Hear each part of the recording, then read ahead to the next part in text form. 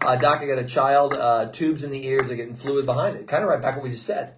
Right? It's almost the same thing. So we can go back at this and look at this and say, okay, so that's a huge problem. Oh, sure, absolutely. It's a big deal. All these kids right? have fluids in there. Oh, yeah. Oh, yeah. Anyway. Yeah. You know, and so this is fun. And so we look at this one here. Now, you got fluid behind the ears that are recurring. Right. You probably have a low-grade infection, is my guess.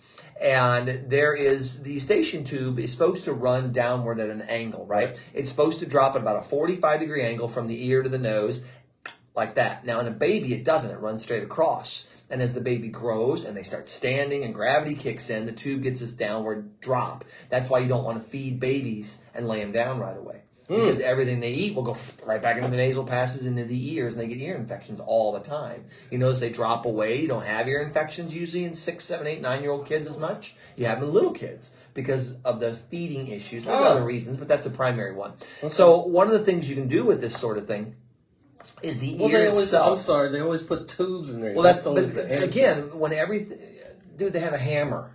So everything looks like a nail. I know everybody's going. That's just how it works. I just know everybody. That's all you got. Everybody out there is going, but they put tubes in my kids' ears. Right, and again, immediately. It's because that's what they have, right? But I've never heard this thing about you feed them and you lay them down. Oh, okay, for babies for sure. Yeah, for babies for sure. But here's and so here's another thing now. So you look at the ear itself. There's 3 little bones inside that ear, right? There's a malleolus, an incus, and a stapes, right? It looks like a hammer, an anvil, and like a stirrup on a horse when you ride it. And they're all sitting together. These 3 interlock and they touch up against the eardrum. Right. And when sound comes in and hits the drum, it vibrates those little bones, and they send a ripple through the fluid, and that's how you hear. Right. Okay. Now, like a little speaker. Almost exactly like a speaker. And so now you look at this Eustachian tube, and sometimes the Eustachian tube gets a little kink in it. It gets a little dip. And you'll notice that people that have chronic ear infections, if you try to look in their ear with an otoscope, as you're looking through there, boy, it's like going through a cave. Because the ear has literally changed the shape of that tube in an effort to protect itself. Like that scene from Spaceballs where they're dragging the Winnebago in Mega Maid. Going running through all the place, right? So as you see this sort of thing, you keep an eye on that for me. As you see this sort of thing, you start realizing that, okay, what if we could take the kink out of the tube? What if you could free up those little ossicles? So there's actually a physical adjustment that I do on parents all the time. I do it on children if they have chronic ear infections, where you literally free them up. And it's funny because when you give that ear a little, it'll go like that. You'll hear it pop.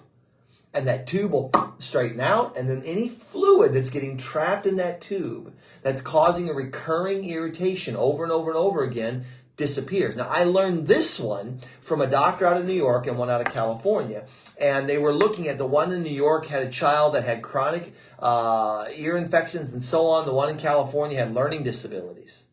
And they tied the 2 together. They met up somehow, they tied it together and figured out, wow, if we could dry the ear canal out, dry it out, we could stop a lot of learning issues in children because they just can't hear well, and nobody knew it.